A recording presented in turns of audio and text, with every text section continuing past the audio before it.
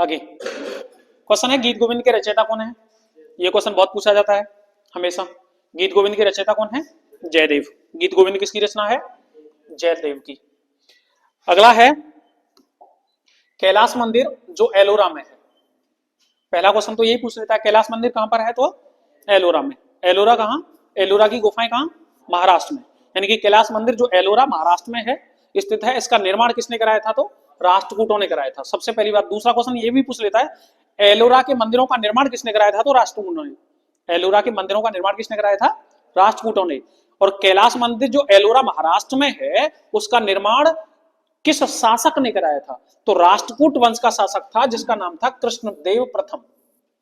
कृष्ण प्रथम, ठीक है। क्या नाम था? कृष्ण प्रथम। किस वंश का शासक था? राष्ट्रकूट का। किस वंश का था? राष्ट्रकूट का। कौन था? कृष्ण प्रथम। काय का निर्माण कराया था? कैलाश मंदिर एलोरा वाले का, एलोरा महाराष्ट्र, ठीक है। नेक्स्ट, पल्लव नरेश नरसिंह वर्मन प्रथम द्वारा महाबलीपुरम में एकास्मक रथों का निर्माण कराया गया था। ये मोस्ट इंपोर्टेंट क्वेश्चन है।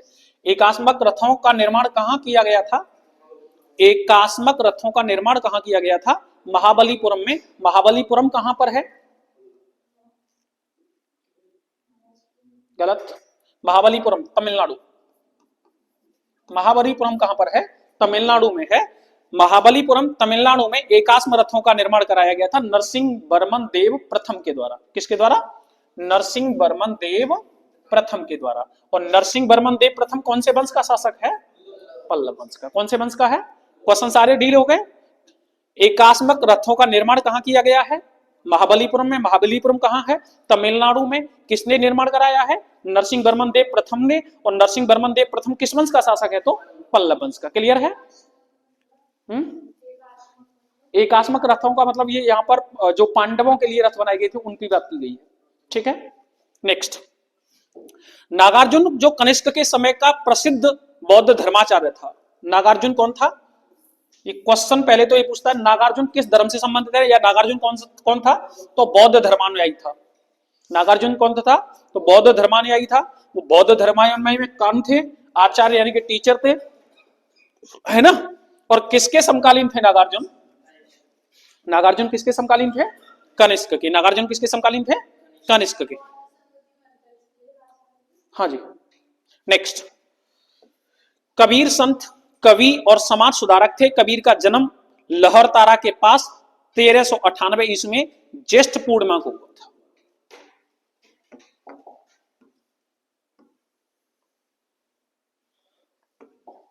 कबीर का जन्म कहां हुआ था? लहरतारा में। कब हुआ था? 1398 में। क्या था इस दिन? ज्येष्ठ पूर्णिमा थी, ठीक है। कबीर कौन है? तो एक कवि भी है और समाज सुधारक भी है। कवि भी है और समाज सुधारक है। कबीर के दोहे बहुत प्रसिद्ध हैं, पढ़ाई होगा आपको, है ना। नेक्स्ट, अद्वैतवाद के प्रवर्तक कौन है? ये क्वेश्चन बहुत बार पूछा जाता है। अद्वैतवाद के प्रवर्तक कौन है? तो अद्वैतवाद के प्रवर्तक हैं शंकराचार्य। अद्वैतवाद के प्रवर्तक कौन है? शंकराचार्य। अद्वैतवाद के प्रवर्तक कौन है? क्लियर है? अद्वैतवाद के प्रवर्तक कौन है? शंकराचार्य। गुप्त वंश की स्थापना लगभग 275 ईस्वी में महाराजा श्री गुप्त द्वारा की गई थी। ये पढ़ा चुका हूं मैं आपको पूरा। गुप्त वंश का संस्थापक कौन है? श्रीगुप्त। और वास्तविक संस्थापक कौन है? चंद्रगुप्त प्रथम। किंतु गुप्त वंश का प्रथम शक्तिशाली शासक चंद्रगुप्त प्रथम था, यानी कि वास्तविक संस्थापक कौन है? चंद्रगुप्त प्रथम है। क्लियर है? नेक्स्ट,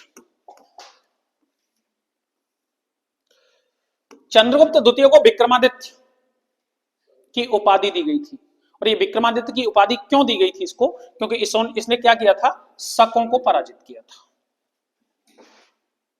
ठीक है। आजकल इस टाइप से ट्रेंड चल गया दूसरे तरीके का। चंद्रगुप्त द्वितीय को विक्रमादित्य कहा जाता है। चंद्रगुप्त द्वितीय को विक्रमादित्य की उपाधि क्यों दी गई थी? तो शकों को पराजित करने के उपलक्ष्य में। किसको? शकों को पराजित करने के उपलक्ष्य में, ठीक है। नेक्स्ट, चंद्रगुप्त द्वितीय ने शक विजय के उपलक्ष्य में चांदी के सिक्के चलाए थे। शकों को पराजित करने के उपलक्ष्य में काय के सिक्के चलाए थे? चांदी के सिक्के चलाए थे। हूणों का पहला भारतीय आक्रमण किसके शासनकाल में हुआ था? मोस्ट इंपोर्टेंट क्वेश्चन है ये। क्वेश्चन ऐसे करके पूछा जाता है, हूणों को भारत में किसने पराजित किया था? तो स्कंदगुप्त ने। हूणों को भारत में किसने पराजित किया था? स्कंदगुप्त ने। हूणों के भारत पर सबसे ज्यादा आक्रमण किसके समय हुए थे? स्कंदगुप्त के समय। हुडों का पहला भारतीय आक्रमण, हुलों का पहला भारतीय आक्रमण किसके शासनकाल में हुआ था? स्कंदगुप्त के शासनकाल में। स्कंदगुप्त के हाथों ये बुरी तरह से क्या हो गए थे? परास्त हो गए थे। ठीक है, नेक्स्ट, गुप्त काल में स्वर्ण मुद्रा को दीनार कहा जाता था। किसे स्वर्ण काल कहा जाता है?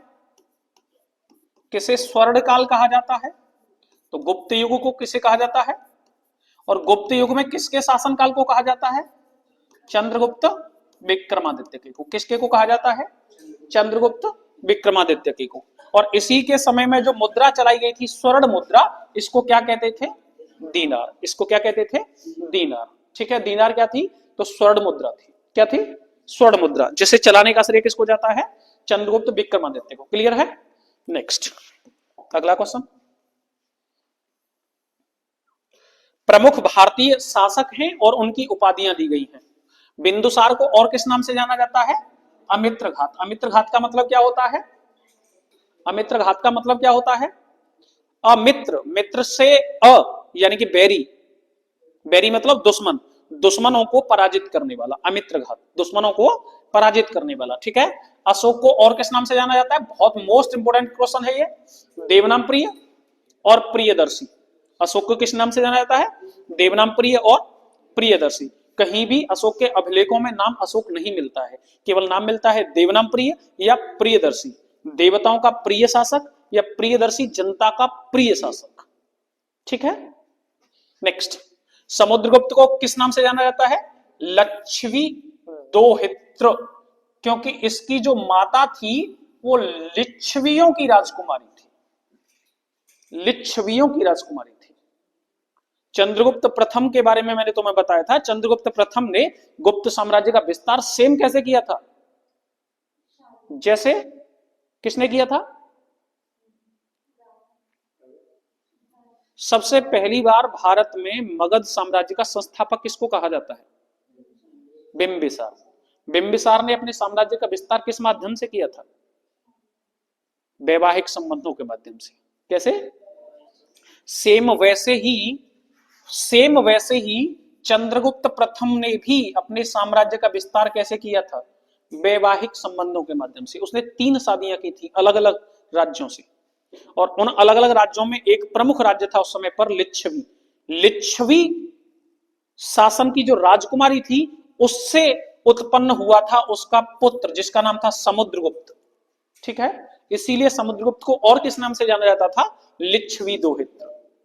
ठीक है, नेक्स्ट, चंद्रगुप्त प्रथम ने भारत में सबसे पहली बार, ये क्वेश्चन ऐसे करके आता है, भारत में सबसे पहली बार महाराजाधिराज की उपाधि किसने धारण की थी? तो भारत में सबसे पहली बार महाराजाधिराज की उपाधि चंद्रगुप्त प्रथम ने। कौन चंद्रगुप्त प्रथम? जो गुप्त साम्राज्य का संस्थापक है। ठीक है ना, महाराजाधिराज की उपाधि सबसे पहली बार भारत में किसने धारण की थी? चंद्रगुप्त प्रथम ने। और ये चंद्रगुप्त प्रथम कौन है? तो ये वही चंद्रगुप्त प्रथम है जो क्या करता है? गुप्त वंश का वास्तविक संस्थापक है, समुद्रगुप्त का पिता है, और चंद्रगुप्त द्वितीय यानी कि चंद्रगुप्त विक्रमादित्य का बाबा है। ठीक है, नेक्स्ट, चंद्रगुप्त द्वितीय को और किस नाम से जाना जाता है? विक्रमादित्य। ये वही विक्रमादित्य है जिसके बारे में मैंने बताया आपको, बेताल भट्ट वाला विक्रमादित्य। बेताल विक्रम बेताल वाली जो कहानियां हैं वो इसी के ऊपर लिखी हुई हैं सभी। 26 बेताला, बेताल 26 वो भी इसी के ऊपर लिखी हुई है। बेताल 26 भी, बेताल 26, उसमें जो क्वेश्चन किए जाते हैं उसके द्वारा उनको कहते हैं 26। 26 प्रश्न पूछता है वो राजा से, फिर उसके साथ में आता है, उसी को कहते हैं बेताल 26। ठीक है ना, तो ये भी क्वेश्चन पूछ लेता है बेताल 26। बेताल 26 किस शासक के ऊपर लिखी गई कृति है? तो चंद्रगुप्त। बेताल 25 ही है शायद, 25 ही है, सॉरी, बेताल 25 ही। और वो किसके ऊपर लिखी हुई कहानी है? तो चंद्रगुप्त विक्रमादित्य। ठीक है, नेक्स्ट, ये क्वेश्चन मोस्ट इंपोर्टेंट है। हर्षवर्धन को और किस नाम से जाना जाता है? तो हर्षवर्धन को ही शीलादित्य कहा गया है। क्या कहा गया है? शीलादित्य। शिलादित्य नहीं है, शीलादित्य नाम है, ये गलत लिखा है इसमें, शीलादित्य। हर्षवर्धन को और किस नाम से जाना जाता है? शीलादित्य के नाम से। किस नाम से जाना जाता है? और कनिष्क को किस नाम से जाना जाता है? देवपुत्र। कनिष्क को किस नाम? शीलादित्य क्यों है? ये तो उपनाम है, इसमें क्या कह सकते, जहां व्याख्या हो सकती है वहां मैंने कर दी है। ठीक है ना, कनिष्क को किस नाम से जाना जाता है? देवपुत्र, क्योंकि देवकुल प्रथा जो है भारत में, देवकुल प्रथा का जनक कनिष्क ही है। देवकुल प्रथा समझते हैं? नहीं समझते। पिताजी मर गए, पिताजी मर गए, उनके पिताजी मर गए, उनके पिताजी मरे थे, सबकी आपने क्या बनवा दी है? समाधियां। अब क्या होता है उनके लिए? आज बाबा को क्या पड़ रहा है, आज दादा को क्या पड़ रहा है, आज अम्मा को क्या पड़ रहा है? ये सब क्या है? देवकुल प्रथा है। इसको क्या कहते हैं हम? देवकुल प्रथा। और इस देवकुल प्रथा की शुरुआत इसी के द्वारा की जाती है। ठीक है, नेक्स्ट आगे।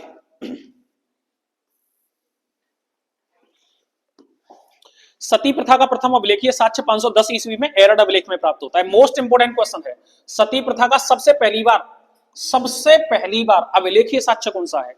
एरड अभिलेख। कौन सा है? एरड अभिलेख। सती प्रथा का सबसे पहली बार अभिलेखीय साक्ष्य कौन सा है? एरड अभिलेख। कौन सा अभिलेखीय साक्ष्य है? एरड अभिलेख। ठीक है, कई बार इतिहास अपनी गलतियों को दोहराता है। इतिहास में हमारे द्वारा समाज पर किए गए अत्याचारों को प्रदर्शित होने से बचाने के लिए कुछ लोग इसके विरोध में उतर करके आते हैं और अपने आप को कहते हैं कि हम वीर गाथा वाले हैं। वो हर वो कोशिश करते हैं जिस कोशिश के द्वारा यह तय किया जा सके कि महिलाएं जो क्या करती थी, सती हो जाती थी, वो वाकई में सही थी। लेकिन एक रास्ता तो सही नहीं है। तुम्हारे पति की मृत्यु हो गई और उसका लॉजिक तुमसे क्या रखता है भाई? और पति की तुम्हारे की मृत्यु हो गई, इसमें तुम्हारी क्या कमी है भाई? फिर ये कौन सी हमारे समाज की समाज था हमारा, कि किस दिशा में हमारा समाज था कि पति की मृत्यु हो जाने के बाद पत्नी को सती कर दीजिए। हमने तो कबू ना सुनी कि कोई पत्नी मर गई तो पति है तो वो सता है। वो मतलब प्रेम पत्नी को ही है, बस पति को नहीं है, है? दूसरी बात, पति की मृत्यु हो गई, आज भी ये चीजें हैं, घरते नहीं कर रहे हैं कौ काम काज। अरे रे काहे को राण गार पड़ गई, राण गाई काट गई, मैं ना जा रहा हूं। क्या ये भाई कौन सी मनोदशा है ये? पति की मृत्यु हो गई, पत्नी का सिर मुंडन कर दिया, पत्थरों से मार रहे हैं उसको। ये कौन सी मनोदशा है? किस दिशा की मनोदशा है ये? और आज भी हम उनका समर्थन करते हैं, अरे ये हो रहा था, सही हो रहा था, हम मुगलों से बचने के लिए कर रहे थे। मर गए, मर गए थे क्या? और आज उनका विरोध कर रहे हो? उस दिन क्यों नहीं किया था? अपने आप नहीं ये कौन मरता है अपने आप भाई? कौन मरता है अपने आप? कोई है? कोई है ऐसा जो अपनी जान दे दे खुद से? है? कोई नहीं मरता अपने आप। अरे स्वयं इच्छा होती तो फिर क्या दिक्कत थी? अच्छा जी, इतना प्रेम था तो फिर अब कहां चला गया वो पति प्रेम? 1-8%? अरे नीले ड्राम इंतजार कर रहे हैं, तू 1-8% बावला हो गया है।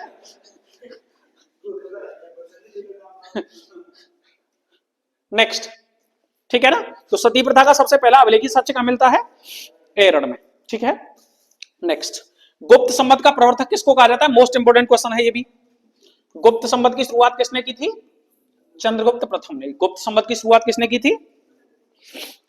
विक्रम संवत की शुरुआत किसने की थी? गलत। विक्रम संवत की शुरुआत, मैं क्या पूछ रहा हूं तुमको?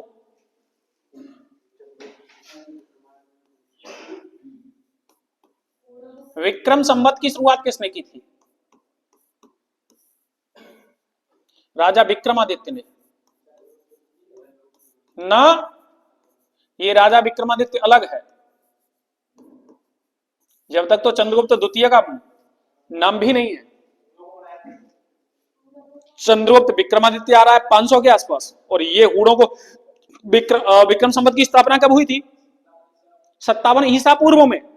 ये विक्रमादित्य के आने से 600 साल पहले। कहां गड़बड़ कर रहे हो? नहीं समझे अभी? विक्रम संवत की स्थापना राजा विक्रमादित्य ने की थी। कब की थी? 78 ईसा पूर्व में। कब की थी? ठीक है ना? शक संवत की स्थापना कब हुई थी?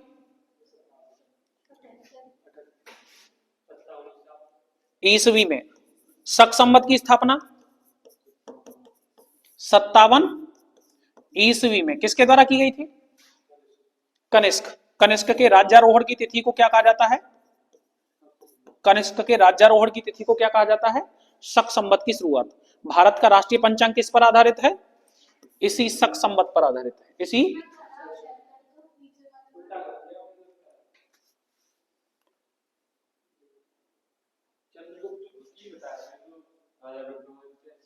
नहीं, गलत बता रहा है।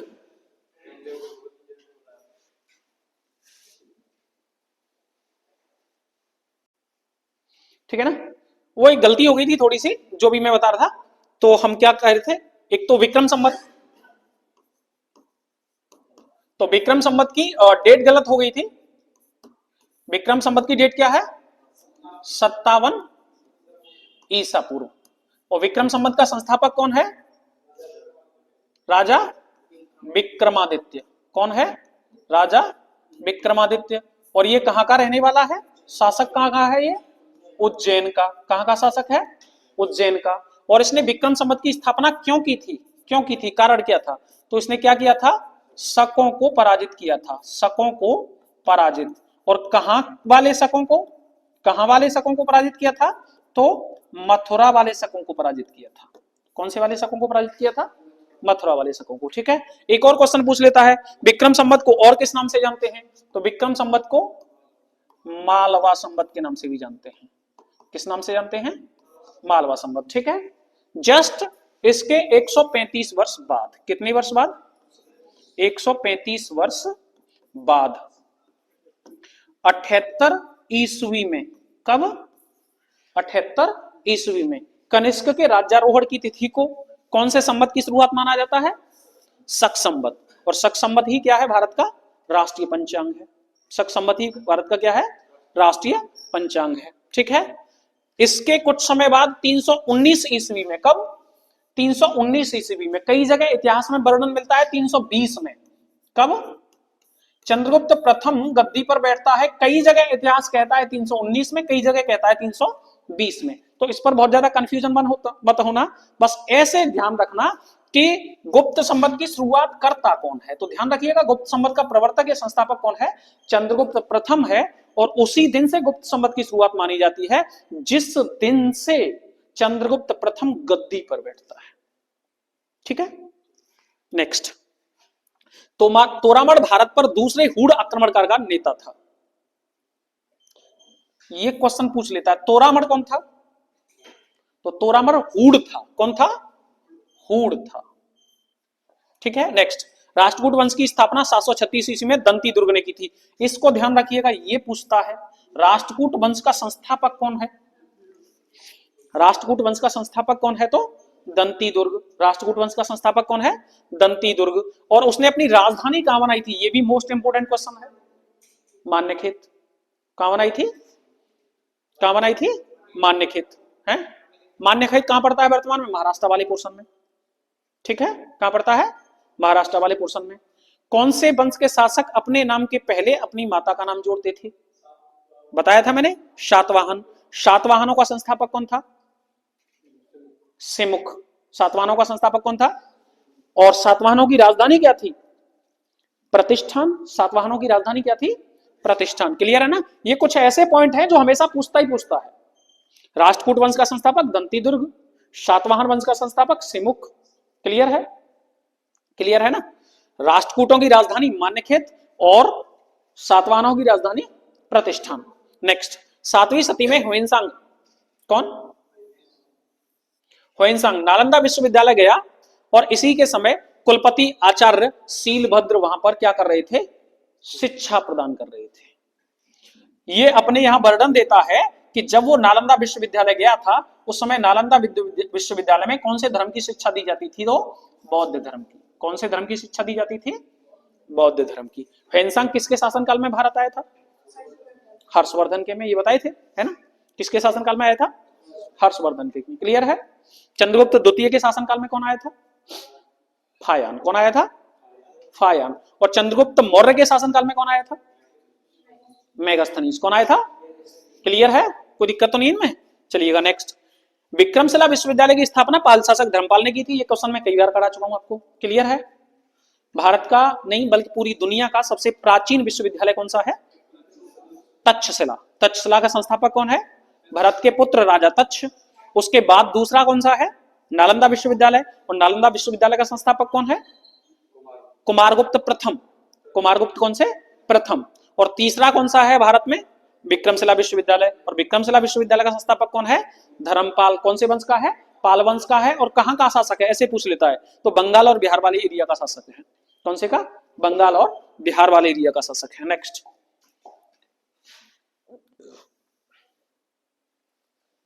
अजंता तथा एलोरा की गुफाएं कहां पर हैं?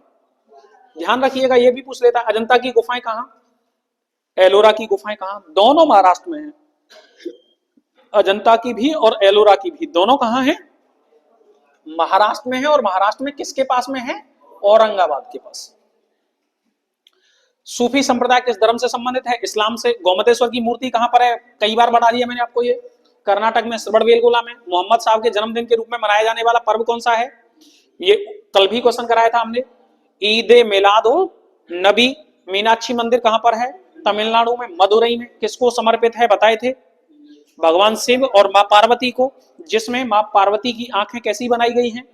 मछली के आकार में, ठीक है ना। दशावतार मंदिर कहां पर है? दशावतार मंदिर कहां पर है? तो देवगढ़ में। दशावतार मंदिर कहां पर है? देवगढ़ में। ध्यान रखिएगा, ये दशावतार मंदिर गुप्त युग में बना था। कब बना था? गुप्त युग में। दशावतार का मतलब है 10 अवतारों का विवरण है। और किसके 10 अवतारों का विवरण मिलता है? विष्णु जी की, है ना। दशावतार वही है, 10 अवतारों का विवरण है। और किसके 10 अवतार हैं? तो विष्णु जी के। किस युग में ये दशावतार मंदिर बनाया गया है? तो गुप्त युग में। और कहां पर है दशावतार मंदिर? देवगढ़। आजकल क्या कहते हैं इसको? ललितपुर। क्या कहते हैं? ललितपुर। नेक्स्ट, माउंट आबू के दिलवाड़ा जैन मंदिर। मोस्ट इंपोर्टेंट क्वेश्चन है ये, समझिएगा इसको। सबसे पहली बात आती है माउंट आबू कहां है? माउंट आबू कहां है? तो राजस्थान में एक पर्वत श्रृंखला है जो वर्तमान में बड़ी फेमस भी है। कौन सी? अरावली। अरावली की सर्वोच्च चोटी कौन सी है? अमरकंटक। अमरकंटक अरावली की श्रोणी है, पगला गए। अरावली की सर्वोच्च चोटी कौन सी है? गुरु शिखर। अरावली की सर्वोच्च चोटी कौन सी है? गुरु शिखर। समझिएगा, अरावली पर्वत श्रेणी है राजस्थान में। कहां पर है? राजस्थान में। जो वर्तमान में किसके कारण चर्चाओं में है? खनन के कारण, गलत खनन हो रहा है इसकी वजह से, है ना। अच्छा जी, अरावली की सर्वोच्च चोटी गुरु शिखर है। कौन सी है? गुरु शिखर है। अरावली की सर्वोच्च चोटी कौन सी है? गुरु शिखर है। और ये गुरु शिखर पर ही एक चोटी है, कौन सी? माउंट आबू। माउंट आबू में एक मंदिर बना हुआ है जो किसका मंदिर है? जैनियों का। किसका मंदिर है? जैनियों का मंदिर है। इस मंदिर को किस नाम से जाना जाता है? दिलवाड़ा का जैन मंदिर। क्वेश्चन ऐसे करके आता है, दिलवाड़ा का जैन मंदिर कहां पर है? तो माउंट आबू पर। कहां पर है? माउंट आबू पर। दिलवाड़ा का जैन मंदिर काय का बना हुआ है? संगमरमर का बना हुआ है। दिलवाड़ा के जैन मंदिर का निर्माण किसने कराया था? तो गुजरात के एक चालुक्य वंश के शासक थे भीमदेव प्रथम। कौन थे? इनका एक सामंत हुआ करता था जिसका नाम था बिमल शाह। सामंत का नाम क्या था? यानी कि ऐसे आता है, दिलवाड़ा के जैन मंदिर का निर्माण किसने कराया था? तो बिमल शाह ने। दिलवाड़ा के जैन मंदिर का निर्माण किसने कराया था? बिमल शाह ने। दिलवाड़ा का जैन मंदिर है कहां? तो माउंट आबू पर्वत पर। माउंट आबू पर्वत पर है, राजस्थान में, है ना। किससे बना हुआ है? संगमरमर से। बिमल शाह किसका किसका सामंत है? बिमल शाह। तो बिमल शाह सामंत है किसका? भीमदेव प्रथम का। भीमदेव प्रथम का, जो किस वंश का शासक है? चालुक्य वंश का शासक है। भीमदेव प्रथम के बाद गद्दी भीमदेव की पत्नी के हाथ में आती है। भीमदेव द्वितीय शासक बनता है और उसकी पत्नी संचालक के तौर पर शासन चलाती है। और ये वो महिला है जो पहली बार भारत में मोहम्मद गौरी को पराजित करती है। और मोहम्मद गौरी फिर गुजरात की तरफ कूच नहीं करता, उत्तर भारत से आने की कोशिश करता है। फिर मोहम्मद गौरी को लग रहा था ऐसा कि अगर मैं किसी ऐसे एरिया से भारत में एंट्री करूंगा जहां साम्राज्य हल्का होगा तो आसानी से एंट्री कर जाऊंगा। और इसीलिए वो कहता है, वो पूरे में सर्च करता है कि कहां कहां कौन कौन शासक है, तो उसको पता चलता है गुजरात में एक शासन के तौर पर एक महिला शासन चला रही है, मानी बहुत बढ़िया ऑप्शन है, जल्दी चलो यहीं। लेकिन गलती कर गया, वो सबसे बुरी तरह से पराजित भी वही होता है। ठीक है, चलिएगा नेक्स्ट। तो ध्यान रहेगा ना, दिलवाड़ा का जैन मंदिर किसने बनवाया था? विमल शाह ने। और विमल शाह कौन था? तो विमल शाह भीमदेव प्रथम का क्या था? सामंत था। ठीक है, नेक्स्ट। नागर, द्रविड़ तथा बेसर भारतीय वास्तुकला के तीन मुख्य शैलियां हैं, नागर शैली, द्रविड़ शैली और बेसर शैली। ठीक है, नागर शैली कहां फैली हुई थी? तो पूरे उत्तर भारत में। नागर शैली कहां फैली हुई थी? उत्तर भारत में। बेसर शैली का विकास नागर और द्रविड़ इन दोनों शैलियों के मिश्रण से हुआ था। नागर नागर नॉर्थ इंडिया में है, नागर कहां है? नॉर्थ इंडिया में है। द्रविड़ कहां है? साउथ इंडिया में है। और इन दोनों के मिश्रण से जो बन रहा है वो कौन सा है? बेसर है। यानी कि बेसर कहां होगा? मिडिल इंडिया में, मध्य भारत में। बेसर वास्तुकला के जो मंदिर मिलेंगे वो कहां मिलेंगे? दोनों के मिश्रण से, यानी कि मध्य भारत में। क्लियर है? ठीक है ना, नेक्स्ट अगला।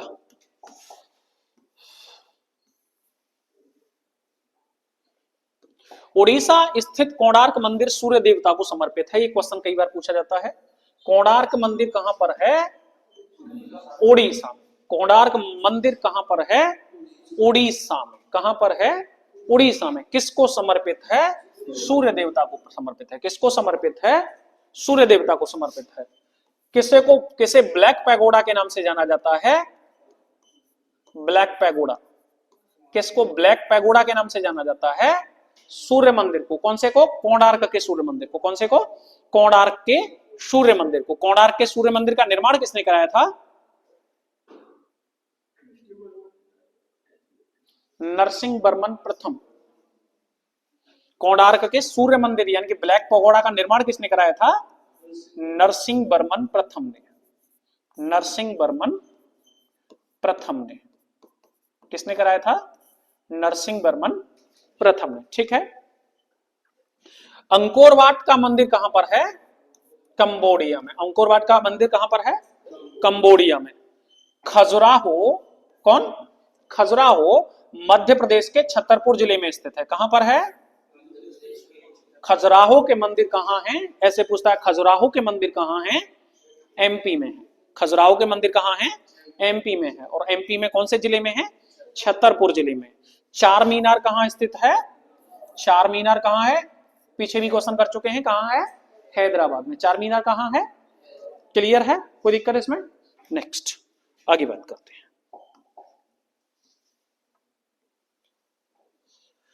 क्वेश्चन है, भारत में गुलाम वंश का संस्थापक कौन है?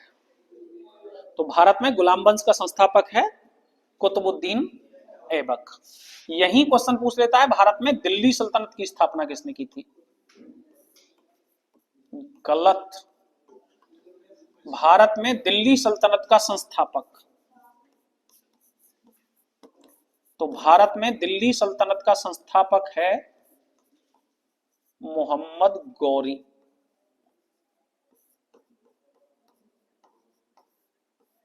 कौन है? हाँ, तो दिल्ली सल्तनत की स्थापना भी तो तभी हो रही है।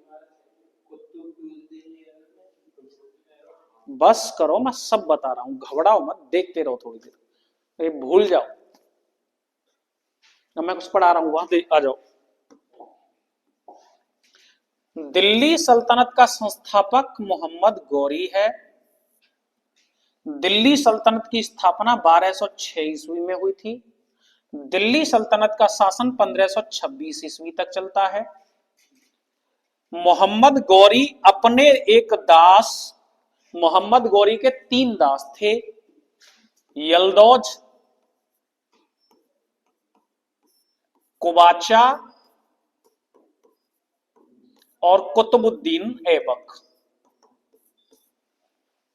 एक और चौथा दास था जो इन तीनों से हट करके अलग चल रहा था, जिसका नाम था बख्तियार खिलजी। कौन था? मोहम्मद गौरी अपना मुख्य दास जिसको समझता था वो था कुतुबुद्दीन ऐबक। कौन था? कुतुबुद्दीन ऐबक। इसीलिए मोहम्मद गौरी ने मरने से पहले ही कुतुबुद्दीन ऐबक को दास्ता से मुक्त कर दिया था। क्या कर दिया था? दास्ता से मुक्त कर दिया था। ठीक है, दास्ता से मुक्त कर दिया था तथा अपनी एक पुत्री का विवाह कुतुबुद्दीन ऐबक के साथ कर दिया था।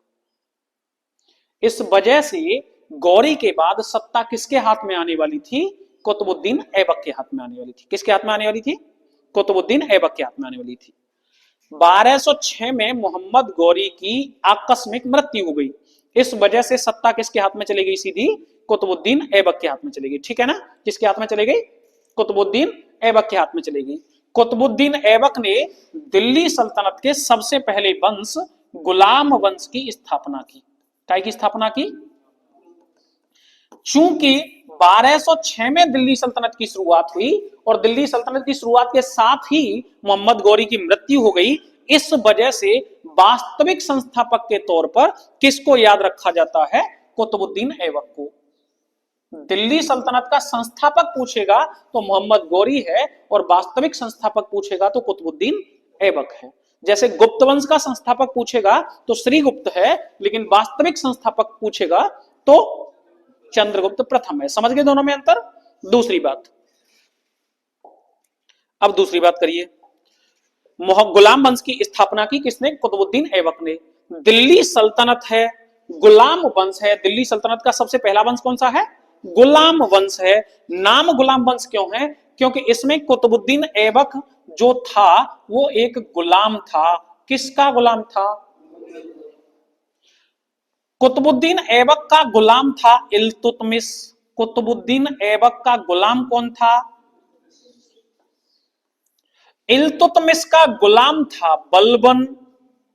कौन था? इल्तुतमिश की पुत्री का नाम था रजिया। कौन था? इस वंश के जो मुख्य शासक हैं कुतुबुद्दीन ऐबक, इल्तुतमिश और बलबन हैं, है ना? तीनों के तीनों मुख्य शासक गुलाम हैं, इसीलिए नाम पड़ा हुआ है क्या? गुलाम वंश। क्या नाम पड़ा हुआ है? वैसे इसका मूल नाम है इलबरी तुर्क वंश। इलबरी वंश मूल नाम क्या है? इलबरी वंश, या इसी को मामलूक वंश भी कहते हैं। मामलूक वंश या इसी को तुर्क वंश भी कहते हैं। ठीक है, क्लियर है इतनी बात? अब दूसरी बात समझिए। कुतुबुद्दीन ऐबक दिल्ली सल्तनत की स्थापना करता है। कौन करता है? कुतुबुद्दीन ऐबक दिल्ली सल्तनत का वास्तविक संस्थापक है। तथा कुतुबुद्दीन ऐबक अपनी राजधानी क्या बनाता है? अब भैया दिल्ली सल्तनत की स्थापना कर रहा है तो राजधानी क्या होनी चाहिए? दिल्ली। लेकिन कुतुबुद्दीन ऐबक की राजधानी दिल्ली है ही नहीं। कुतुबुद्दीन ऐबक की राजधानी है लाहौर। क्या है? लाहौर। कुतुबुद्दीन ऐबक की राजधानी क्या है? लाहौर से दिल्ली राजधानी कौन लेकर के आता है? लाहौर से दिल्ली राजधानी लेकर के आता है इल्तुतमिश। लाहौर से दिल्ली राजधानी कौन लेकर के आता है? अब क्वेश्चन समझिएगा, ट्रेंड क्या बता रहा हूं मैं। क्वेश्चन अगर ऐसे करके आए कि दिल्ली सल्तनत का संस्थापक कौन है, तो मोहम्मद गौरी। कौन है? क्वेश्चन ऐसे करके आए कि दिल्ली सल्तनत का वास्तविक संस्थापक कौन है, तो कुतुबुद्दीन ऐबक। क्वेश्चन अगर ऐसे करके आए कि गुलाम वंश का संस्थापक कौन है, तो कुतुबुद्दीन ऐबक। लेकिन क्वेश्चन अगर ऐसे करके आए कि गुलाम वंश का वास्तविक संस्थापक कौन है, तो इल्तुतमिश। हाँ, और पूछा हुआ क्वेश्चन है, गुलाम वंश का वास्तविक संस्थापक कौन है, तो इल्तुतमिश। समझ गए? क्लियर है? कोई दिक्कत इसमें? नेक्स्ट, हटाओ इन सबको। अगली बात, यहां से यहां जाने में, कुतुबुद्दीन ऐबक से इल्तुतमिश तक जाने में इतिहास में बड़ा भयंकर घटना चक्र है। क्यों घटना चक्र है वो समझिए।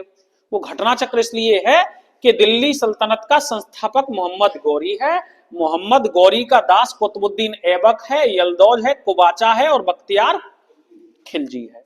बख्तियार खिलजी भारत में, उत्तर भारत में नहीं रुकता है, वो पूर्वी भारत की ओर पलायन कर जाता है, पूर्वी भारत में जाकर के कब्जा कर लेता है और पूर्वी भारत में कब्जा कर लेता है और इसी के वंशज आगे चल करके खिलजी वंश की स्थापना करते हैं। पूर्वी भारत में क्या करता है, तो ये पूर्वी भारत को पूरे को तोड़ देता है, तहस नहस कर देता है, नालंदा विश्वविद्यालय तोड़ देता है, विक्रमशिला विश्वविद्यालय तोड़ देता है। केवल तोड़ता नहीं है बल्कि उन विश्वविद्यालयों में आग लगवा देता है। तो एक तो चला गया, रह कितने गए अब?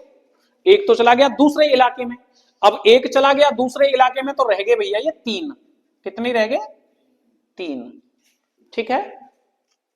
1206 में कुतुबुद्दीन ऐबक गद्दी पर बैठता है। कब?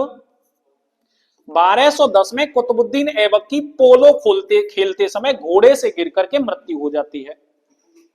पोलो खेलते समय 1210 में घोड़े से गिर करके कुतुबुद्दीन ऐबक की हो जाती है मृत्यु। कुतुबुद्दीन ऐबक अपना कोई भी क्या नहीं कर पाया था, मृत्यु से पहले अपना कोई भी क्या नहीं कर पाया था, तो अपना कोई भी उत्तराधिकारी नहीं चुन पाया था। कुतुबुद्दीन ऐबक का कोई पुत्र भी नहीं था, पुत्रियां थी। कुतुबुद्दीन ऐबक मरने से पहले ही इल्तुतमिश को दास्ता से मुक्त कर चुका था, जैसे मोहम्मद गौरी कुतुबुद्दीन ऐबक को दास्ता से मुक्त कर चुका था। ठीक है, सेम वैसे ही। तथा कुतुबुद्दीन ऐबक ने अपनी एक पुत्री का विवाह इल्तुतमिश से कर दिया था। ठीक है। कुतुबुद्दीन ऐबक के एक पुत्र का नाम कई जगह मिलता है, उस पुत्र का कोई मतलब है नहीं, गद्दी उसको मिल गई थी, लेकिन उनसे लोग संतुष्ट नहीं थे। इल्तुतमिश जैसे ही गद्दी पर बैठता है, इल्तुतमिश जिस समय पर गद्दी पर बैठता है उससे पहले वो बदायूं का सूबेदार था। क्या था? बदायूं का सूबेदार था। उसको दिल्ली की गद्दी को संभालने के लिए बुलाया जाता है। वो दिल्ली की गद्दी को संभालता है तथा दिल्ली को भारत की राजधानी बनाता है ना। और जैसे ही राजधानी बनाता है, यानी कि जैसे ही गद्दी पर बैठता है, उसके सामने कई सारी समस्याएं एकदम से आ जाती हैं। और वो समस्या क्या है? उनकी सबसे बड़ी समस्या तो भैया ये है, कुबाचा और यलदौज।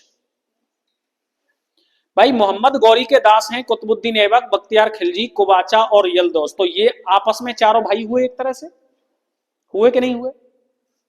कुतुबुद्दीन ऐबक का दास है इल्तुतमिश, तो ये इनका मानना है कि जी जाको दास है तो जी हमारा दास है।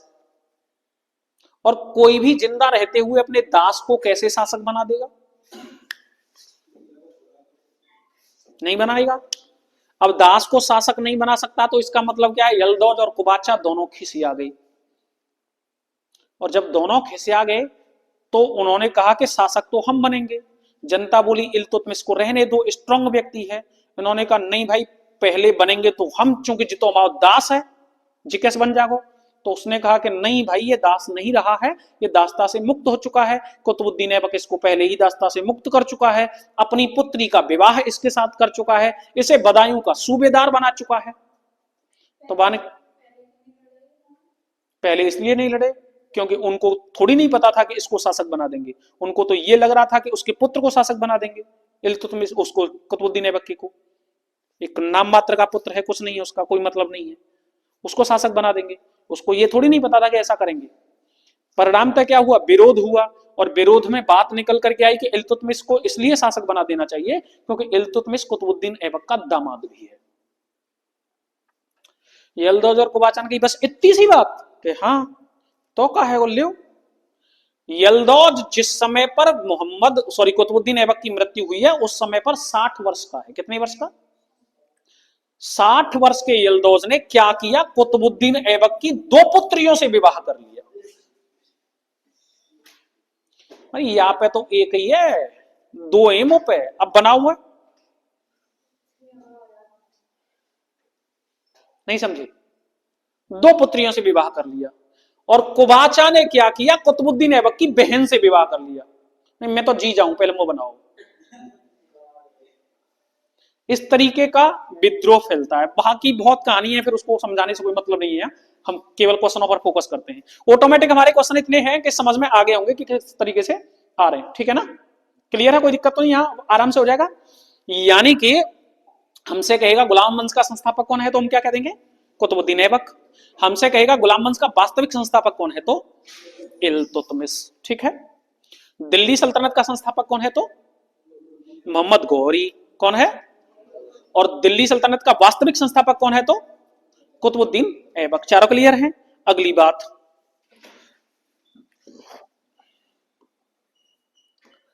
दिल्ली सल्तनत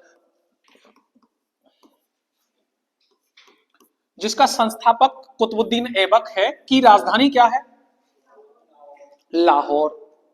राजधानी को लाहौर से दिल्ली लाने का श्रेय किसको जाता है, इल्तुतमिश को।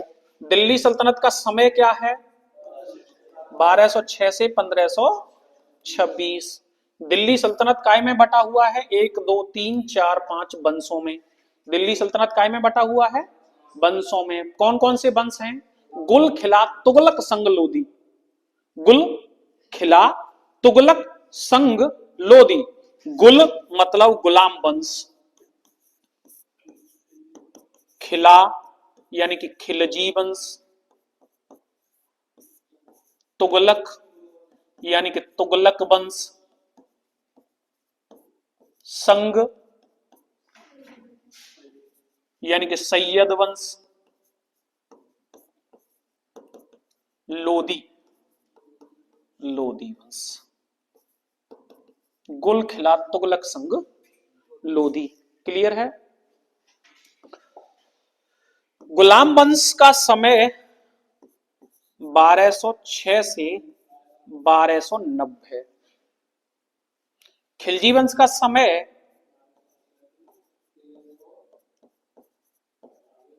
1320 है ना। तुगलक वंश का समय 1320 से 1398। सैयद वंश का वंश समय 98 से 1414 है ना। और लोदी वंश का समय 1414 से 1526। लेकिन ये पूर्ण समय नहीं है, इसमें बीच में अलग अलग शासन है, ये पूर्ण नहीं है। हाँ जी, इसमें कुछ हिजड़ा आकर के बीच में शासन करेंगे, तो इस वजह से सबसे लंबा शासनकाल दिल्ली सल्तनत का गुलाम वंश को माना जाता है। वैसे होता लोदी वंश का है, लेकिन माना किसको जाता है, गुलाम वंश को। इनके मुख्य मुख्य शासकों को पूछ लेता है, तो मुख्य मुख्य शासकों की बात कर ली जाए। गुलाम वंश का संस्थापक सबसे पहली बात तो नंबर 1 मेन शासक कौन है, तो कुतुबुद्दीन ऐबक है। कौन है, दूसरा शासक मेन कौन है, इल्तुतमिश है, जो इसका क्या है, वास्तविक संस्थापक है। तीसरा मुख्य शासक रजिया है, जो दिल्ली की एकमात्र महिला शासक है। और चौथा सबसे इंपोर्टेंट शासक कौन है, तो बलबन है। खिलजी वंश का संस्थापक कौन है, तो खिलजी वंश का संस्थापक कौन है, जलालुद्दीन खिलजी, जेके। खिलजी वंश की वास्तविक सत्ता किसके हाथ में आकर के बहुत ज्यादा अपनी विशेषता में चली जाती है, एक के अलाउद्दीन खिलजी, है ना। इसी वंश का एक शासक है बख्तियार खिलजी, वो कुतुबुद्दीन बख्तियार खिलजी। वो बड़ा खतरनाक शासक है, महिलाओं की सभा लगाने की उसको आदत है, महिलाओं के बीच में बैठता है। उसकी राजगद्दी जब डलती है तो उसकी जितनी भी नीचे होंगी वो सब महिलाएं बैठी हुई होंगी। पता चलेगा कि दरबार में आ रहा है तो महिलाओं के वस्त्र धारण कराएगा, पेटीकोट पहनाया, हाँ ऐसे ठटकरम करेगा, महिलाओं के बीच में नग्न होकर के दौड़ने लगेगा। अजीब प्रकृति का व्यक्ति है। तुगलक वंश का संस्थापक कौन है, ग्यासुद्दीन तुगलक है, जीटी ग्यासुद्दीन तुगलक है। ग्यासुद्दीन तुगलक के बाद में सत्ता को सबसे ज्यादा प्रसारित करने का श्रेय किसको जाता है, पागल बादशाह को, मोहम्मद बिन तुगलक एमबीटी।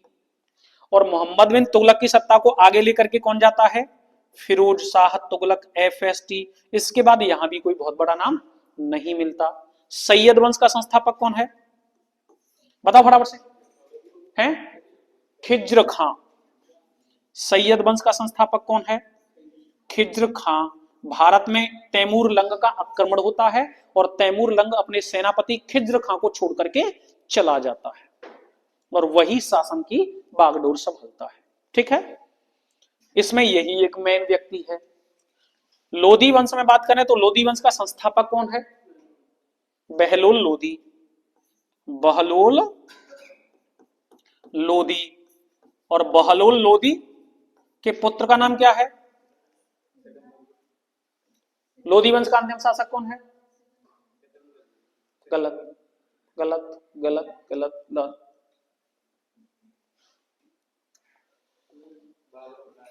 बाबर ने किसको पराजित किया था, पागल हो गए हो क्या, सिकंदर लोधी इस वंश का सबसे महत्वपूर्ण शासक है।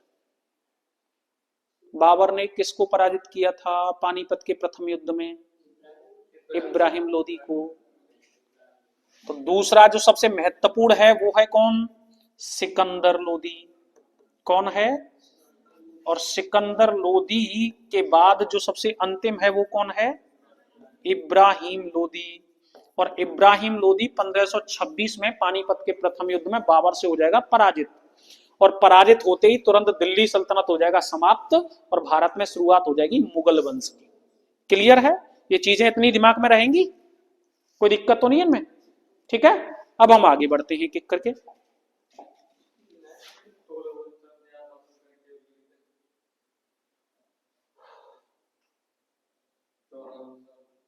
हाँ सही बात है, बिल्कुल तुगलक वंश का ही शासन सबसे ज्यादा, सबसे बड़ा शासन उसी का है। नेक्स्ट, अगला क्वेश्चन क्या है, मुगल साम्राज्य के संस्थापक कौन है, बाबर। मुगल साम्राज्य का संस्थापक कौन है, तो मुगल वंश में ध्यान रखिएगा सबसे पहले कौन गद्दी पर बैठता है, बाबर। कौन बैठता है, बाबर के बाद गद्दी पर कौन बैठता है, हुमायूं। हुमायूं के बाद गद्दी पर कौन बैठता है, मिसिंग हो गई यहां शेरशाह सूरी। कौन बैठता है, शेरशाह सूरी के बाद दोबारा से कौन बैठता है, हुमायूं। और हुमायूं के बाद फिर कौन बैठता है, अकबर। कौन बैठता है, अकबर के बाद कौन बैठता है, जहांगीर। और जहांगीर के बाद कौन बैठता है, शाहजहां। शाहजहां। और शाहजहां के बाद कौन बैठता है, औरंगजेब। और औरंगजेब की 1707 में औरंगाबाद में मृत्यु हो जाएगी, औरंगाबाद महाराष्ट्र में। और 1707 में जैसे ही औरंगजेब की मृत्यु होगी मुगल वंश समाप्त हो जाएगा और उत्तरकालीन मुगल आ जाएंगे। उत्तर जिसके भी सामने लग गया इसका मतलब है कि अब शासक पड़ गए हल्की। ठीक है, ठीक है ना, चलिएगा नेक्स्ट अगला। किस मुगल सम्राट को राष्ट्रीय सम्राट कहा जाता है, अकबर को। किसको कहा जाता है, अकबर को। नेक्स्ट क्वेश्चन यहां से एक और आ जाता है, कौन सा मुगल शासक रोजाना गंगा जल पीता था, शाहजहां और जहांगीर दोनों। गंगा जल, डेली गंगा जल, हाँ जी। नेक्स्ट, फतेहपुर सीकरी में बुलंद दरवाजा किसने बनवाया था, तो फतेहपुर सीकरी में बुलंद दरवाजा किसने बनवाया था। क्वेश्चन ये ज्यादा इंपॉर्टेंट नहीं है, ये ज्यादा इंपॉर्टेंट है कि अकबर ने बुलंद दरवाजा किसकी याद में बनवाया था, गलत, गुजरात विजय। गुजरात विजय के उपलक्ष्य में, किस लिए, गुजरात विजय के उपलक्ष्य में। ठीक है, नेक्स्ट अगला क्या क्वेश्चन है, संसार में सर्वप्रथम बारूद का आविष्कार कहां हुआ था, तो संसार में सबसे पहली बार बारूद का आविष्कार यूनान में हुआ था। कहां हुआ था, और यूनान के ही निवासी थे कौन, बाबर वगैरह। और इन्होंने ही सबसे पहली बार भारत में इसका प्रयोग कहां किया था, तो भारत में इन्होंने ही सबसे पहली बार किसका प्रयोग कहां किया था, पानीपत के प्रथम युद्ध में, बाबर के समय। अरे वो ऐसे ही शकताई करके कुछ नाम बेसिक फिक्स नाम याद नहीं आ रहा मुझे, याद आएगा जब बताता हूं। नेक्स्ट, ताजमहल किसकी याद में बनवाया गया था? मुमताज महल की में तुगलक मापद्दी थी, किसकी याद में बनाया गया था? मुमताज महल की में। ठीक है, कहा जाता है प्रेम की निशानी है, प्रेम भी थोड़ा ज्यादा खतरनाक था। मुमताज महल की मृत्यु तब हुई थी जब वो अपनी 14वीं संतान को जन्म दे रही थी, जिसमें से 7 पुत्रों को जन्म दे चुकी थी और 7 पुत्रियों को जन्म दे चुकी थी, है ना। इतना भी प्रेम नहीं होना चाहिए, इतना क्या प्रेम। नेक्स्ट, मतलब पूरी दुनिया तुम ही बसा दोगे और किसी के लिए कुछ छोड़ोगे भाई? शाहजहां ने ताजमहल का निर्माण कहां कराया, किससे कराया? संगमरमर से। और किस प्रकार की संगमरमर थी? तो श्वेत, सफेद। ठीक है ना। नेक्स्ट, अगला, मयूर सिंहासन जिसे तख्ते ताऊस कहते हैं किस शासक के साथ संबंध रखता है? तो मयूर सिंहासन जिसे तख्ते ताऊस कहते हैं जहांगीर से संबंधित है। किसने, किससे संबंधित है? जहांगीर से संबंधित है। ये काय का बना हुआ था? तो सोने का बना हुआ था। काय का बना हुआ था? तो ये सोने का बना हुआ था, जिसमें जिसमें तख्ते ताऊस में दुनिया का सबसे ज्यादा प्रसिद्ध हीरा जड़ा हुआ था, कोहिनूर हीरा। कौन सा हीरा जड़ा हुआ था? कोहिनूर। कोहिनूर की कहानी किसी दिन बताता हूं तुमको, बहुत बड़ी कहानी है, इंटरेस्टिंग इसकी। ठीक है ना। कोहिनूर हीरा जुड़ा हुआ था। ये कोहिनूर हीरा किस शासक को सबसे पहली बार मिला था? किस शासक को कोहिनूर हीरा सबसे पहली बार मिला था? गलत। सबसे पहली बार अगर शासकों में वैसे बात करेंगे तो ये मिला था सबसे पहली बार किसको? एके को, अलाउद्दीन खिलजी को। और अलाउद्दीन खिलजी के सेनापति को मिला था, जो क्या था? जो एक हिजड़ा था। क्या नाम था उसका? जिसको 1000 दीनारी के नाम से जाना जाता था। 1000 दीनार में खरीदा गया था। पद्मावत फिल्म नहीं देखी? उस फिल्म में वो हिजड़ा नहीं दिखाया? क्या नाम है बताओ फटाफट से, बोलो जल्दी से। मलिक काफूर। क्या नाम था? मलिक काफूर। ठीक है। नेक्स्ट, अगला,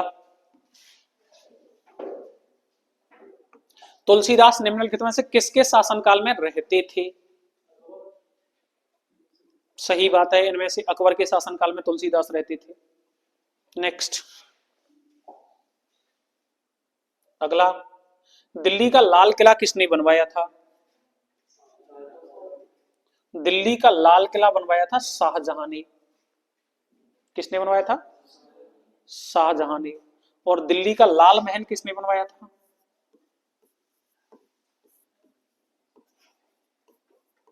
फटाफट से बताओ। दिल्ली का लाल महल किसने बनवाया था?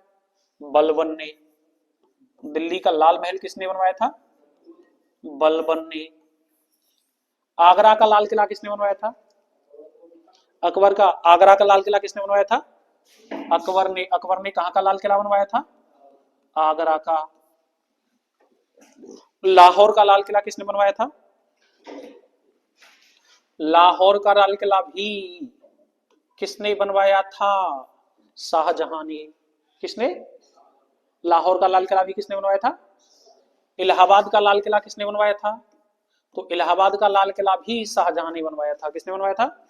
इलाहाबाद, लाहौर और दिल्ली, ये तीनों मेन थे और तीनों किसने बनवाए थे? शाहजहां ने। आगरा वाला लाल किला किसने बनवाया था? तो अकबर ने। क्लियर है। और लाल महल दिल्ली में किसने बनवाया था? तो बलबन ने। क्लियर। नेक्स्ट, किसे अपने स्थापत्य के लिए जाना जाता है? स्थापत्य के लिए जाना जाता है किसको? स्थापत्य का मतलब समझते हैं? मीनारें बनवाना। स्थापत्य के लिए, स्थापत्य सॉरी, किसे अपने स्थापत्य के लिए जाना जाता है? तो स्थापत्य के लिए जाना जाता है शाहजहां को। किसको जाना जाता है?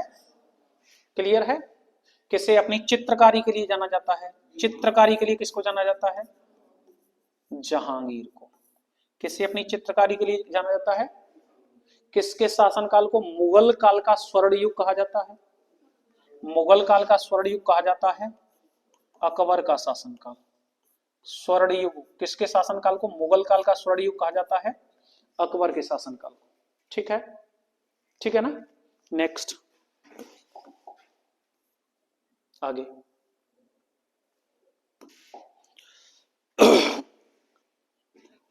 प्राचीन काल में जीवन को 100 वर्ष का मानकर 25-25 वर्ष के 4 चरणों में विभाजित किया गया। प्रत्येक चरण के आश्रम की संज्ञा दी गई। किसकी संज्ञा दी गई? 4 आश्रमों की बात की जाती है। कौन कौन से आश्रम? बालाश्रम, अच्छा जी। दूसरा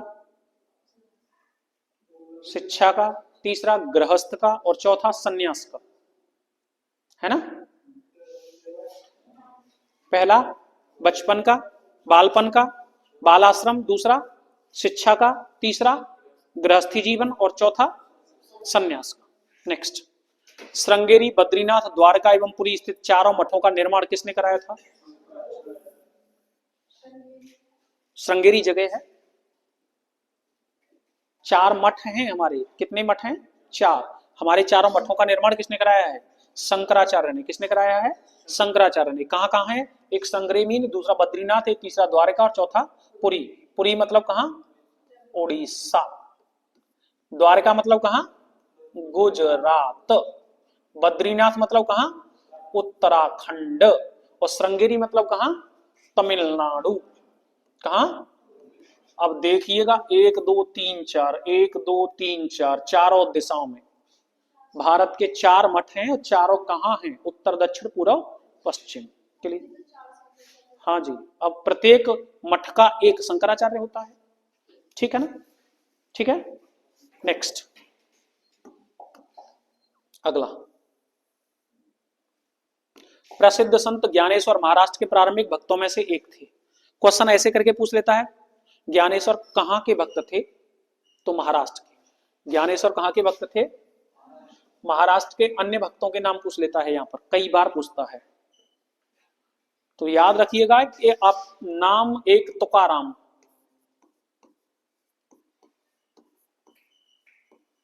और ये चारों का क्रम है। नाम से मतलब है नामदेव, एक से मतलब है एकनाथ। क्या है? एकनाथ। तुका से मतलब है तुकाराम, और राम से मतलब है रामदास। क्या है? रामदास। ठीक है। महाराष्ट्र में 4 संतों का विवरण मिलता है, नाम एक तुकाराम, ठीक है। और इनसे भी प्राचीन किसका मिलता है? ज्ञानेश्वर का। प्रसिद्ध संत ज्ञानेश्वर महाराष्ट्र के प्रारंभिक भक्तों में से एक थे। चैत्य, विहार और स्तूप तीनों किससे संबंधित हैं? बौद्ध धर्म से। ये मोस्ट इंपोर्टेंट क्वेश्चन है, बहुत बार पूछता है। चैत्य, विहार और स्तूप तीनों काय से संबंधित हैं? बौद्ध धर्म से संबंधित है। चैत्य, विहार और स्तूप, चैत्य, विहार और स्तूप तीनों काय से संबंधित हैं? बौद्ध धर्म से हैं। इस्लाम के प्रवर्तक पैगंबर मोहम्मद कब पैदा हुए थे? जन्म इनका कब हुआ था? 570 ईस्वी में। संत कबीर किसके शिष्य थे? संत कबीर किसके शिष्य थे? रामानंद के। संत कबीर के टीचर का नाम, अध्यापक का नाम, शिक्षक का नाम क्या है? रामानंद। बोध गया में प्रसिद्ध महाबोधि मंदिर किसने बनवाया था? महाबोधि मंदिर किसने बनवाया था? और महाबोधि किसको समर्पित है? महाबोधि किसको कहा गया है इसमें? तो महात्मा बुद्ध को। किसको कहा गया है? महात्मा बुद्ध को। एलिफेंटा की गुफाएं कहां हैं? मुंबई, महाराष्ट्र में। एलिफेंटा की गुफाएं कहां हैं? महाराष्ट्र में। ये अलग है औरंगाबाद से, ये मुंबई वाले एरिया में है, वो औरंगाबाद वाले एरिया में। नहीं नहीं, तीनों और हटके हैं। ये मुंबई के पास में है, वो औरंगाबाद के पास में है। औरंगाबाद और मुंबई में 250 किलोमीटर का अंतर है। चलिएगा नेक्स्ट, भारत में भक्ति आंदोलन के प्रवर्तक कौन है? रामानुज। भारत में भक्ति आंदोलन के प्रवर्तक कौन है? रामानुज। भारत में दक्षिण से उत्तर भारत में भक्ति लेकर के कौन आते हैं? रामानुजाचार्य। दक्षिण से उत्तर भारत में भक्ति लाने का श्रेय किसको जाता है? रामानुजाचार्य को। ठीक है। संगम का तात्पर्य क्या होता है? संगम का मतलब होता है, संगम मतलब मिलन, संगम मतलब मिलन, यानी कि गोष्ठी। किसकी गोष्ठी? कवियों की गोष्ठी। किसकी गोष्ठी? कवियों की गोष्ठी। ठीक है। दो नदियों के मिलन, दो नदियों के बीच में संगम युग गढ़ा गया था, जहां पर तमिल भाषा में काव्य लिखे गए थे, महाकाव्य। हाँ, यहीं से तमिल संस्कृति का उद्भव होता है। ठीक है। नेक्स्ट, अगला, ये कुछ वंश हैं, उनके संस्थापक हैं और उनकी राजधानियां दे रखी हैं। हर्यक वंश का संस्थापक कौन है? बिंबिसार, बता चुका हूं, राजधानी राजगृह। मौर्य वंश का संस्थापक चंद्रगुप्त मौर्य, राजधानी पाटलिपुत्र। सातवाहन वंश का संस्थापक सिमुक, राजधानी प्रतिष्ठान। गुप्त वंश का संस्थापक श्रीगुप्त, राजधानी पाटलिपुत्र। वर्धन वंश पुष्यभूति, थानेश्वर राजधानी थी। ये वर्धन वंश पुष्यभूति यहीं पर है हर्षवर्धन। हर्षवर्धन यहीं यहीं का मुख्य शासक है, ठीक है। गहड़वाल वंश जिसका संस्थापक चंद्रदेव था, कन्नौज में शासन था, और ये गहड़वाल वंश में ही हर्षवर्धन की बहन का विवाह हुआ था, इसीलिए इसने अपनी राजधानी आगे चल करके किसको बना लिया था? कन्नौज को। पल्लव वंश सिंह विष्णु ने स्थापना की थी, कांचीपुरम राजधानी है। चालुक्य वंश जयसिंह प्रथम ने स्थापना की थी, वातापी राजधानी है। राष्ट्रकूट दंती दुर्ग संस्थापक है और मान्यखेत राजधानी है। सॉरी सॉरी, ठीक है। नेक्स्ट,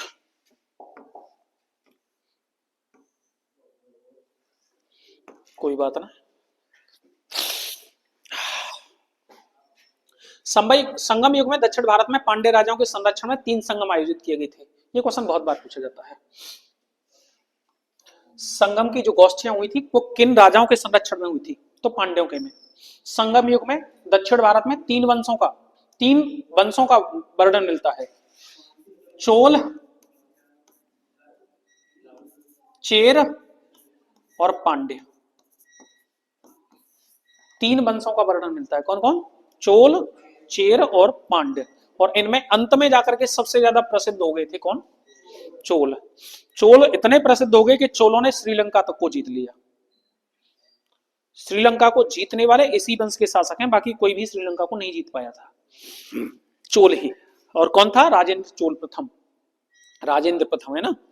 और चोल इतने प्रसिद्ध हो गए कि दक्षिण भारत से नॉर्थ इंडिया तक आ गए, गंगा नदी तक, और चोल ने उपाधि धारण कर ली गंगे कोंड चोलपुरम, यानी कि गंगा नदी तक का एरिया हमने जीत लिया, ठीक है। संगम युग की जितनी भी गोष्ठियां हुई थी वो सबकी सब गोष्ठियां किसके शासनकाल में हुई थी? पांड्यों के शासनकाल में हुई थी, है ना। चेर वंश का एक शासक था सेनगुटवन। क्या था? चेर वंश का एक शासक था सेनगुटवन, और इसी ने, सेनगुटवन ने भारत में पत्नी पूजा प्रारंभ कराई थी। भारत में पत्नी पूजा किसने प्रारंभ कराई थी? सेनगुटवन ने। ओम जय लोगाई माता। नेक्स्ट, दक्षिण भारत के आर्यकरण का श्रेय महर्षि अगस्त्य को दिया जाता है। किसको दिया जाता है? महर्षि अगस्त्य को। आर्यकरण का मतलब समझ रहे हैं ना? यहाँ के मूल निवासी आर्य ही है ना। हम लोग जो नॉर्थ इंडिया में रहते हैं, ये कहने की कोशिश की गई है। नेक्स्ट, शिल्पादिकारम के लेखक इरंग आडिगल तथा कोराल के तिलवर्रम हैं।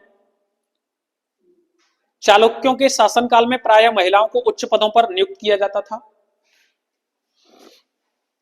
चोल शासक राजराज प्रथम ने उत्तर सिंहल को जीत करके अपने राज्य में मिला लिया था। उत्तर सिंहल का मतलब श्रीलंका है। क्या है? श्रीलंका है। चोल शासक कुलोत्तक प्रथम के शासनकाल में 1077 ईस्वी में 72 सौदागरों का एक चोल दूत मंडल चीन भेजा गया था।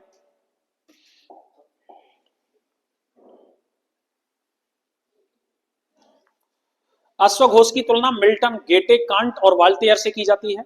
अश्वघोष की 3 प्रमुख रचनाएं, मोस्ट इंपोर्टेंट क्वेश्चन आ गया अभी है। अश्वघोष की प्रमुख रचनाएं बता दीजिए। बुद्धचरित, सौंदरानंद और सारेपुत्र प्रकरण। अश्वघोष की 3 प्रमुख पुस्तकें कौन कौन सी हैं? बुद्धचरित, सौंदरानंद और सारेपुत्र प्रकरण। बुद्धचरित, सौंदरानंद और सारेपुत्र प्रकरण। हर्षवर्धन ने भी 3 पुस्तकें लिखी थी और तीनों पुस्तकें नाटक थी। हर्षवर्धन ने भी 3 पुस्तकें लिखी थी। हर्ष ने 3 नाटक लिखे थे, प्रियदर्शिका, रत्नावली और नागानंद, और तीनों पूछे जाते हैं। प्रियदर्शिका, रत्नावली और नागानंद। हर्षवर्धन ने कितनी पुस्तकें लिखी थी, कितने नाटक लिखे थे? 3। कौन कौन से? प्रियदर्शिका, रत्नावली और नागानंद। एक राइटर हुए हैं शूद्रक, इन्होंने एक रचना लिखी थी मृच्छकटिकम। कौन सी थी? मृच्छकटिकम, ठीक है ना। मत्तविलास प्रहसन नामक संस्कृत नाटक किसने लिखा था? महेंद्र वर्मन ने। एसएससी द्वारा पूछा गया क्वेश्चन है ये। मत्त नहीं है, मित्त है। मित्त विलास प्रहसन, मित्त विलास प्रहसन के रचनाकार कौन है? महेंद्र वर्मन। कौन है? नेक्स्ट, आला और उदल किससे संबंधित थे? महोबा से। इतिहास में एक नाम मिलता है जेजाक विमुक्त, ये किसका नाम है? बुंदेलखंड का। जेजाक, जेजाक विमुक्त किसका नाम है? बुंदेलखंड का। धर्मपाल ने विक्रमशिला विश्वविद्यालय तथा सोमपुरी पहाड़पुर में से में प्रसिद्ध बिहारों की स्थापना की थी। प्रतिहार वंश का महानतम शासक कौन है? मोस्ट इंपोर्टेंट क्वेश्चन है। मिहिर भोज। कौन है? मिहिर भोज। ये कहानी है ना, कहां राजा भोज और कहां गंगू तेली, ये इसी मिहिर भोज की कहानी है। भोजशाला मंदिर मध्य प्रदेश के धार जिले में स्थित है, ठीक है।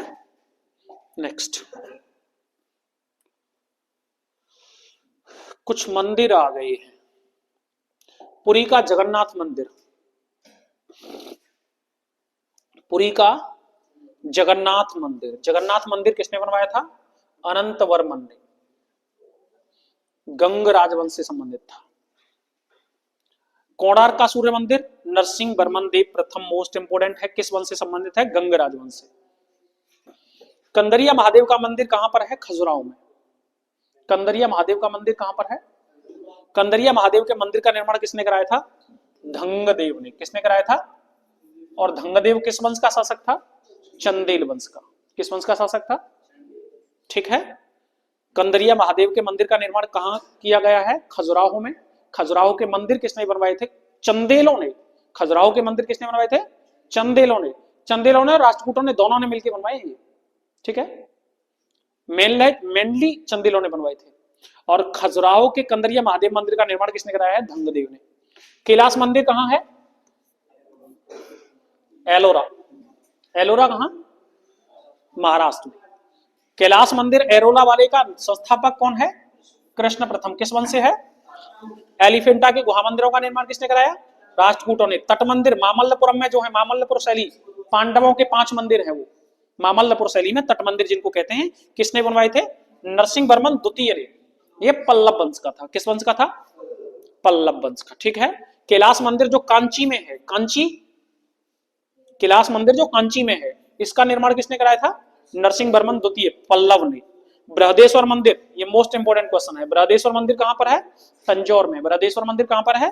तंजौर में। इसका संस्थापक कौन था? राजराज प्रथम, चोल वंश का था, राजराज प्रथम। बैकुंठ पेरुमाल मंदिर निर्माण किसने कराया था? नंदी वर्मन द्वितीय ने, पल्लव था। महाबलीपुरम के एकात्मक रथ मंदिर का निर्माण किसने कराया था? नरसिंह वर्मन प्रथम ने।